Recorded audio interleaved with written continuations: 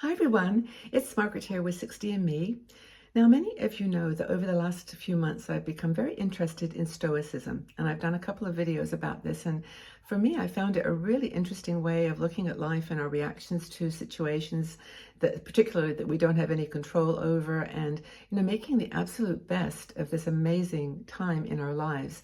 So I wanted to do a kind of a summary of the 14 Stoic wisdoms, for thriving and surviving in your 60s, really at any age. I think Stoicism is a very ancient philosophy. We started in the Roman, traditions with Marcus Aurelius and other Roman emperors who, in some magical way, I don't know, they were able to see life in its complexity in the midst of real complexity. I mean, they were dealing with all kinds of things. And I think that for me, it's been really useful to apply them to our current world, which is actually pretty chaotic too. So anyway, here we go with the things that I think are the do's and the don'ts, if there's such a thing as do's and don'ts in this kind of philosophy. The do's that may help you shape, a better understanding of Stoicism. So first thing that everyone in this philosophy seems to say, oh, by the way, Ryan Halliday is the man who's written all the books on this subject, and he really is quite amazing, and I've gotten a lot from his videos on YouTube and other places. But first thing to do is to cultivate self-control. This is where you master your reactions and your responses to things that you don't have any control over, and to basically maintain your composure in all situations. Whatever happens, you find a way to see either the positive side of it or a way that you're going to get through it, the way that you're going to maintain your composure. So cultivate self-control, first thing. The next thing is to practice gratitude. And this is something that I think a lot of people really are used to in our current vernacular, is that the word? That language, we use it as practice gratitude, gratitude journals, all kinds of things like that. But it's really appreciating in the Stoic tradition about what you have at the moment. Like, you can say, I'm grateful for my life, or I'm grateful for this or that, but it's the Stoic position is more what's right now, this moment that you're grateful for, instead of longing for more. And that is at the heart of gratitude anyway. It's not to keep wanting more, but the Stoic position is to be grateful for the moment. The next thing is to reflect daily. Now, this is I do this meditation every morning. It's like 10, 15 minutes, sometimes longer. And it's about, for me, just reflecting on my day ahead, the actions and the things that I'm going to be doing with my life, and how they align, or making sure they align with my values. That what I'm going to be doing is somehow aligned, and that I'm not doing anything I don't want to do. I'm saying no to the people that I don't want to engage with. Maybe you've got the same situation in your life, but it's that reflection every day. Second or fourth thing is to focus on what you can control. This is what I've talked about earlier, is direct your energy and your efforts towards the things that you have some control over. It could be you're facing a circumstance that's big. It could be a diagnosis. It could be the loss of someone. It could be estrangement. There could be these big things that are happening in your life, but focus on the part of it that you can control, the things that you can do something about, and take actions, to make you feel at least like you are managing it to the best that you can within those boundaries.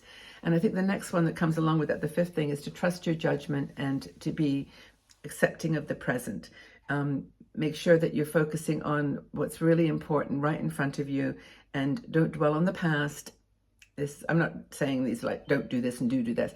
Try not to focus on the past. I know that can be really, really hard, but I'm worrying about the future. I think those two are like the pivots, that we go between. But, the Stoic would say, just accept the present. Just be where you are right at this very, very moment. Trust your judgment. Be there. The things about not to do, if there is such a do not in the Stoic tradition, it would be do not, for example, complain about things that are out of your control.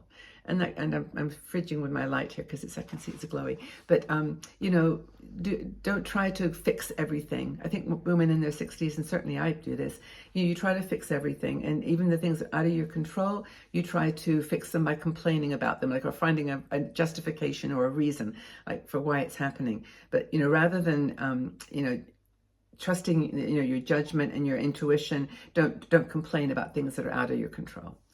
Save it for constructive things. And that's what they would say, is actions rather than complaints. Save your energy for things that you can act on, change, motivate, and not complain.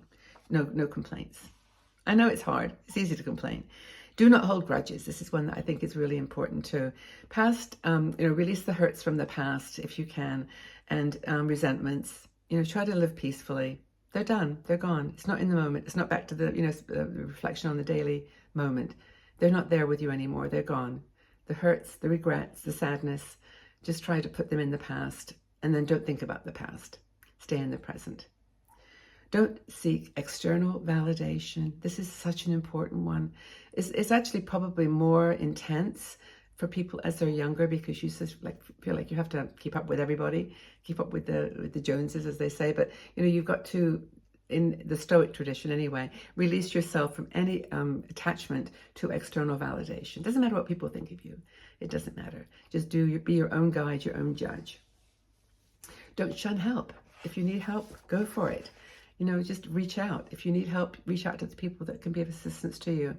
And because you're embracing things in the present moment that could be very painful, maybe it's a good idea to reach out to someone. Another thing that the Stoic says is to prepare for adversity. It's going to happen. Things are going to happen that are in your life that are going to be a bit difficult.